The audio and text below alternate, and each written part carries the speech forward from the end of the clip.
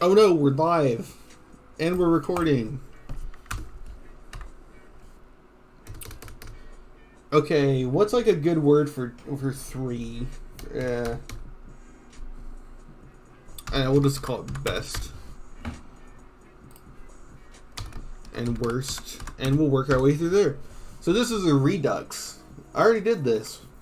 And then I played 150 more hours of Skyrim, so my opinions have changed. The most noticeable change, I think, to all of this will be I will be taking more exploits into account than I did last time. Last time I tried to really leave it to fortify magic for enchantment and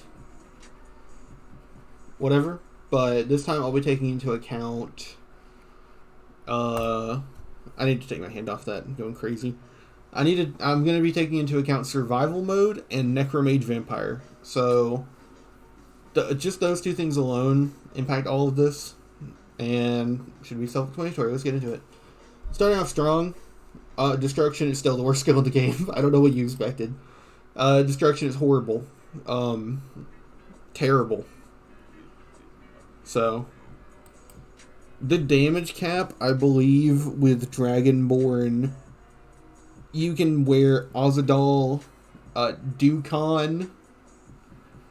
I'm not making that up. I'm pretty sure Dukon is a real mask. And, Dukon. Yeah, Dukon. It sounds like a Ligma joke. It's so terrible. And, like, Wandrosis or something for lightning. You can fortify your damage with the mask. And then,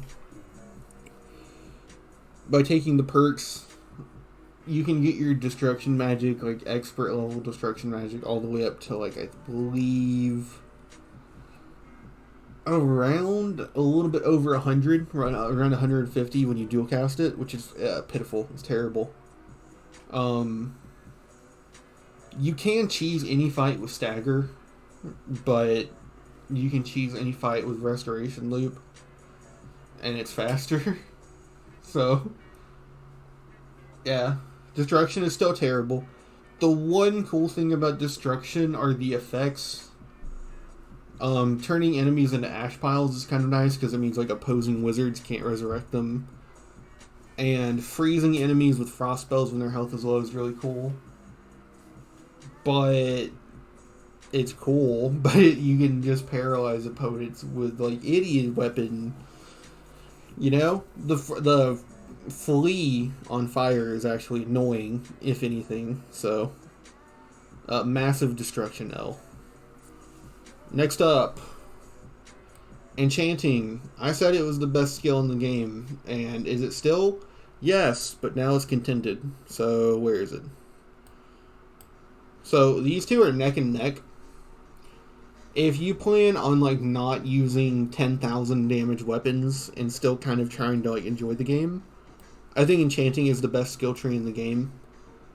Even using the restoration loop, you still want really strong enchantments anyway, so it still kind of comes down to that. And, yeah. Alchemy is really only good for the restoration loop. Otherwise, the only good things I think about Alchemy are Experimenter and Snakeblood. Snakeblood is affected by Necromage Vampire, so you can get a really good poison resistance. You should be immune to most normal poisons because of vampirism, but certain things just bypass that resistance, and having additional resistance helps. I believe the chorus, having Snakeblood on top of normal vampirism, is nice. So yeah. Restoration loop and then Enchanting is still giga broken. 2 enchantments on anything is just too much. Resist disease, water breathing, resist poison, fortified barter, fortified damage, magic reduction to 0. Enchanting is like the best one in the game, just because of... Honestly, it's really just because of 2 enchantments on one thing. And fortified magic. So, like, you can just get any school tree of magic to, like, 0. And that's just too strong. Infinite summons, infinite muffle for leveling, infinite soul trap for leveling, infinite telekinesis for leveling, infinite healing for like leveling armors against giants, infinite destruction for power leveling, just anything. Nuts. This is Alteration, which will go into A because of the passive effects Magic Resist and Magic Absorb. When boosted by Necromage Vampire, you can, depending on your race, get Magic Resist passively up to the cap with Breton's Magic Resist, Magic Resistance from the Alteration tree, and the Agent of Mara Magic Resist. If you're not planning to go that route and you want to absorb magic, any build taking Atronach from this and the Atronach Stone can fully absorb magic. Yeah, it's too strong. All of this is only usable because of Necromage. The Restoration tree also just has amazing perks. If you plan on being a vampire, you'll need Restoration anyways, as Respite is absolutely essential during the daytime for sprinting. Regeneration makes it so that you cure more health with each thing.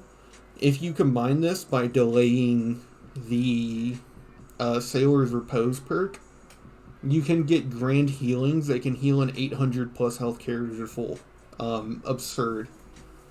And with one hand too, not even dual casting.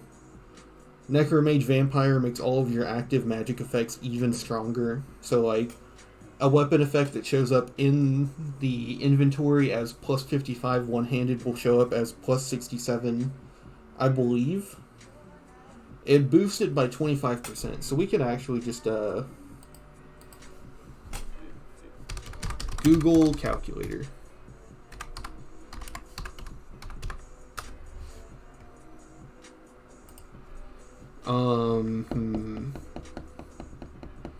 What's a good example? Nightingale Armor Skyrim, because I really like how the Nightingale Armor looks. So let's see, does it have the effects?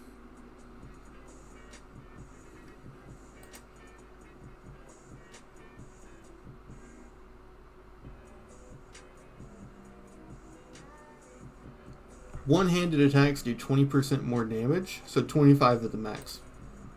So 25 times 1.5.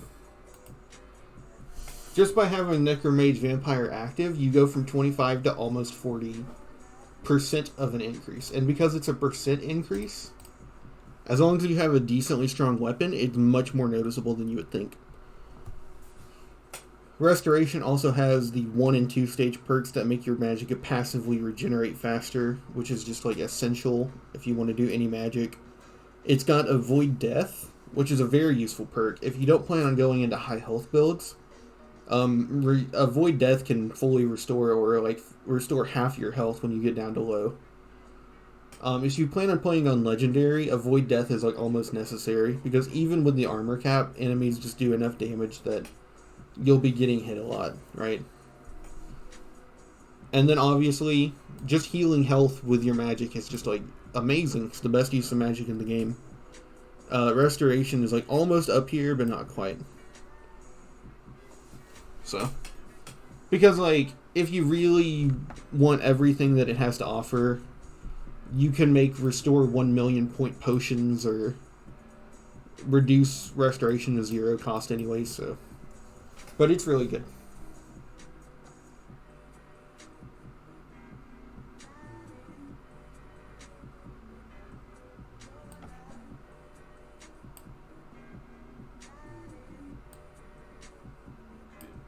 I think stealth has actually gone down in my opinion.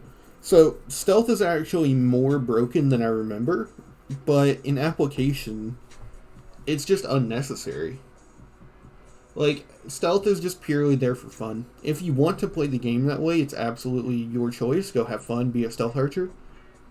But you can get the same results by abusing Necromage Vampirism effects, Restoration Loop, putting enchantments on all your weapons to get your sneak up anyways.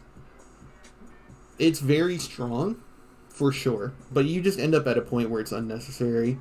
I will say that early on it is probably the best skill in the game, early on, but it loses that balance quickly. But It's hard to say. It's the best early on, but by the time you're level 80 or like 50 even, you probably, especially if you plan on doing legendary each skill, like when you reach 100 you don't feel sneak. And then if you plan on doing 251 for all perks, stealth is down terrible, but it's here.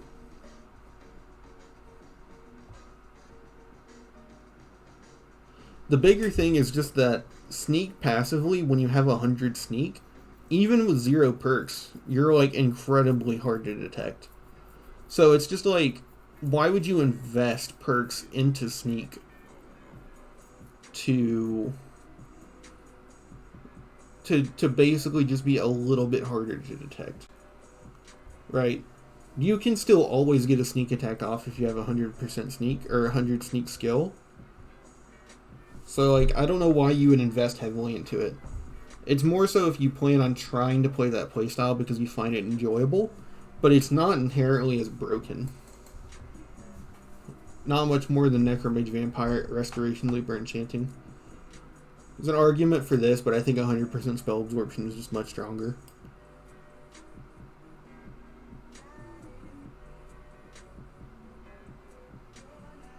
I do think archery, though, is the strongest combat skill in the game.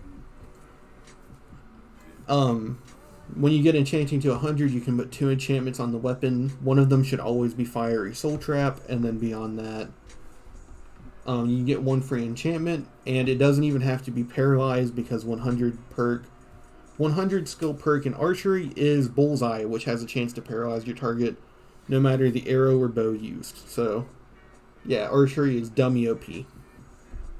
Not to mention, just with stagger and like a quick draw bow like the longbow, you can like borderline infinite stagger any enemy. You slowed down time effect makes it so that aiming is possible for people like me that can't aim. So like even if you're terrible at aiming, just slow down time and boom. But yeah. This is for one-handed, which is borderline the strongest ability in the game. The bigger reason that I think one-handed is like contestably better than archery is just because daggers deal the most damage in the game with backstab, I believe. And then from there, being able to have a sword in one hand and like oak flesh and one close wounds and another a destruction spell, muffle, invisibility, fear, courage, or being able to summon something for support is just like way too flexible. So you get like the advantage of like being super buffed by stealth, just like this, and being able to have the flexibility of another hand. Being able to dual wield gives you 4 enchantments, plus the 100 skill perk is also a form of paralysis, so not as good, but you have 4 other enchantments to work with if you're dual wielding, which is just insane.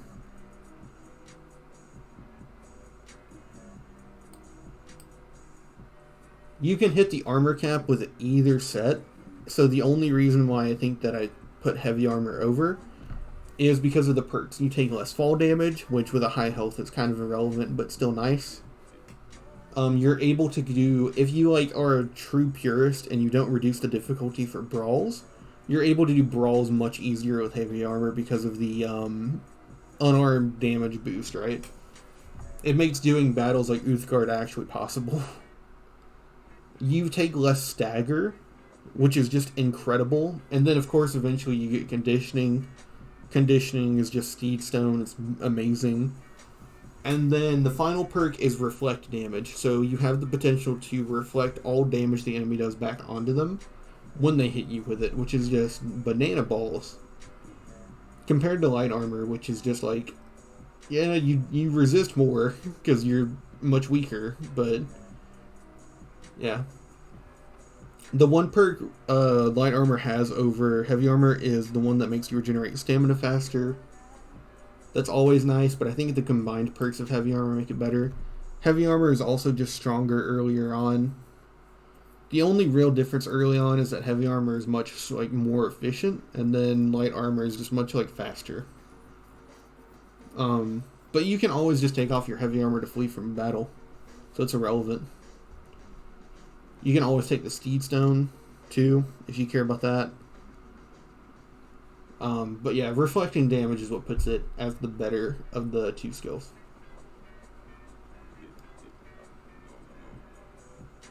So I think that's it for top tier skills.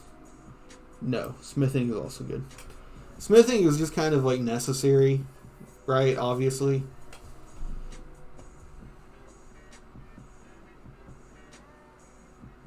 No, it has to go up here because it's affected by the restoration loop. And you can use some pretty nasty means even without the restoration loop to get your smithing high enough up to deal enough damage with weapons that you can hit 1,000 damage even without using like major exploits. Smithing is just disgusting because it makes damage so much good.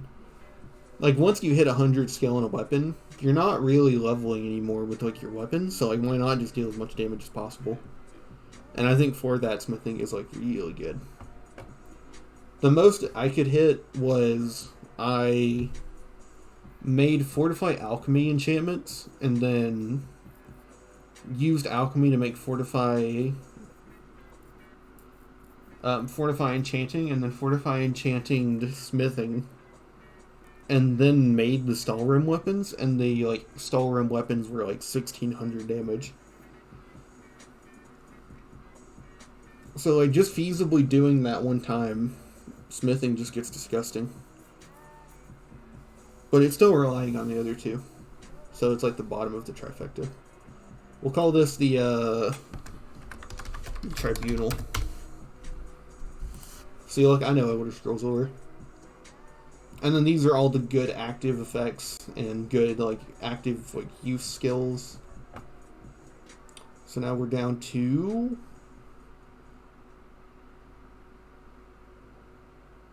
Conjuration. I think Conjuration is very good early on. Your wolf is gonna like be your savior if you're playing on the harder difficulties. Like on Master, summoning that wolf at the start of every battle like helps. Like it actually makes a noticeable difference. Eventually, when you get Flame Astronauts can like fight dragons for you even when they're flying around. You can summon all your Astronauts to deal with different types of enemies. Frost ones for like Draugr and not Nords, but like bandits. Storm Astronauts for mages, right? Eventually you'll get your Thralls, which last forever. Eventually you can get 2, which is pretty cool. And if you're playing with the auto-installed content creation, you get the Saints and Seducers Conjuration spells. Those are the only reasons I really use Conjuration, but you do get Stadia and like the Archers, which are really good. Being able to conjure Archer followers is just busted for helping you with dragons. Bound weapons sound good, but I've never tried them, so I can't honestly comment on them. You can just have a Daedric weapon, but the advantage is it's that you get the weapon so much earlier, and you level 2 skills at once, one-handed and Conjuration, so I kind of get it, you know, but overall, though, completely inferior to one-handed. So, and your followers are always temporary unless they're like thralls, and all the thralls aren't very strong. But maybe the fact that you get permanent thralls puts it like at the bottom of here. But I still think it's just not even comparable to these really, which are like essential. Let's see, Illusion is really good because you can get the perk Quiet Casting, which makes it so that magic can be used in tandem with stealth. Outside of that, Illusion seems to be pretty bad. It caps off way too early, considering that like a lot of enemies will level to like the 60s and 70s. I just don't imagine how you can actually use Illusion unless you like intentionally underlevel or stay at level 1, but Quiet Casting is very good.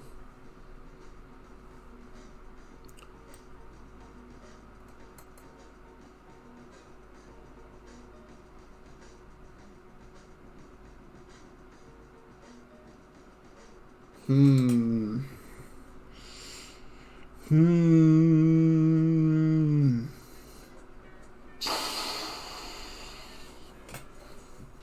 I think it's like the best non-essential perk, right? So, Pickpocket is the easiest skill to farm. You can get it all the way to 100 on your first visit to Whiterun if you have like a few hundred gold. If you have like 1500 gold, you can get your Pickpocket legendaried your first visit to Whiterun after Bleak Falls Barrow. Um, Very good, very powerful. Blah, blah, blah, blah, blah. The big thing is that you can use it for the Pickpocket trainer's skill loop, not an exploit, because you can loot the inventory and you give them the gold. If you take the perk that allows you to pickpocket gold better, you can actually pickpocket past level 51. And pickpocket also has extra pockets, which gives you 100 or 50 extra points of carry weight. On survival mode, pickpocket is essential. Outside of it, though, it's just really nice.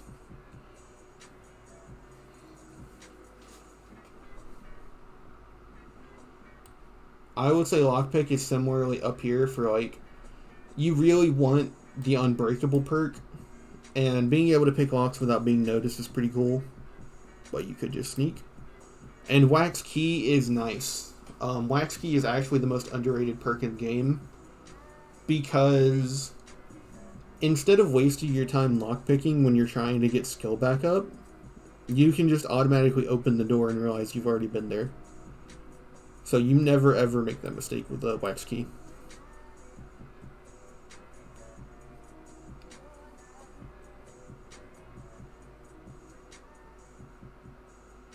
Speech is a hella hard to rank. So like if you're not going for any weird like 100% completionist run or anything like that, speech is like worthless. But if you're doing 100%, you technically need to invest in stores for the statistic.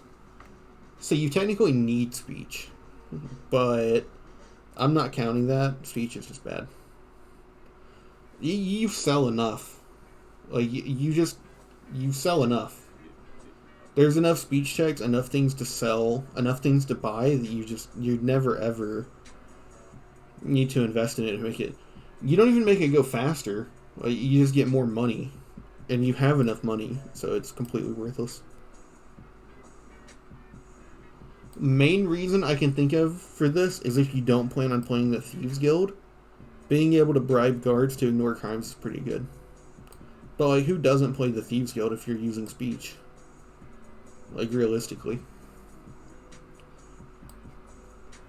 Block. Block is... Now, you know what? We're gonna rank it like this. Yeah, that feels much better. Okay, block is like kind of very useful early on, and it levels quickly, so it's kind of nice to like use early on and level fast and then stop using when you don't need it. But on the harder difficulties, early on you need to be blocking. It doesn't block much damage, but early on it is the difference when you're getting like 3-shot and 5-shot, which can make a difference. It just falls off way too hard, I think, is the problem. But the perks actually make it really good. Like, you become immune to arrow damage, you like slow time, you can parry. Quote unquote parry, but yeah. Light armor is just strictly outclassed by heavy armor. Two-handed is strictly outclassed by one-handed. If you take dual wielding perks, you completely outclass two-handed. Heavy armor is always better than light armor, so. Speech is like... I can't move speech up. Speech up is terrible. There's no need for the speech passing speech checks either. There's always another option. You can always just buy it. So there's no reason to ever take it. Yeah. The only perk that I think is interesting is the one that makes intimidations easier. Because like, you can have like a level 100 speech and still fail certain intimidation checks out in the wild. With like the orcs and the nords. So. But other than that exact instance, speech is pretty bad. But yeah, this is the redux, much more top heavy. I think that you can use almost all the skills in tandem, except for like the offensive skills that don't work together, the armor skills that don't work together. Yeah.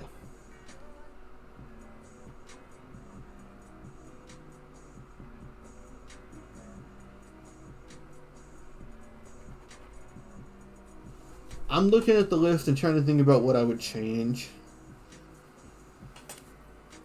Enchanting is the best no matter what. Restoration loop. Smithing is a part of the restoration loop. Necromage Vampire. Magic Resist, Magic Absorb. Stealth Archer. Dual Wielding. Reflect Damage. No, I don't think I would change anything. That'll be it for this update. If you think I underrated anything this time, even after playing the game for so long, then let me know. Comment and tell me what you would change. I streamed that Skyrim run on Twitch, uploaded the VODs on my VOD channel, and sometimes I tweet things on Twitter. Bye. Hope you have a good day.